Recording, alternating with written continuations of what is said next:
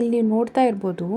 For example ಈ ಥರ problem ಕೊಟ್ಟಾಗ ನಾವು ಏನು ಮಾಡಬೇಕಂತಂದರೆ, ಫಾರ್ ಎಕ್ಸಾಂಪಲ್ ಇವಾಗ ಇಲ್ಲಿ 3 ಇದೆ ಅಂತಂದರೆ 13 ಇಲ್ಲಿ 3 ಇದೆ ಅಂತಂದರೆ ಇಲ್ಲಿ 3 ಬರೋದಕ್ಕೆ ನಾವು ಯಾವುದನ್ನು ಆ್ಯಡ್ ಮಾಡಿಕೊಂಡ್ರೆ ಇಲ್ಲಿ 3 ಬರುತ್ತೆ ಅಂತ ನಾವು ಸ್ವಲ್ಪ ನೋಡ್ಕೋಬೇಕು.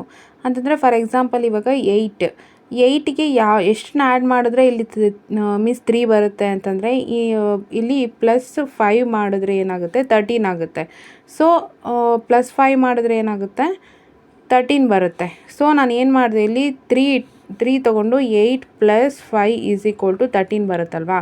13ಅಲ್ಲಿ 3 ಇಲ್ಲಿಟ್ಟೆ, ಕ್ಯಾರಿ 1 ತೊಗೋಬೇಕು.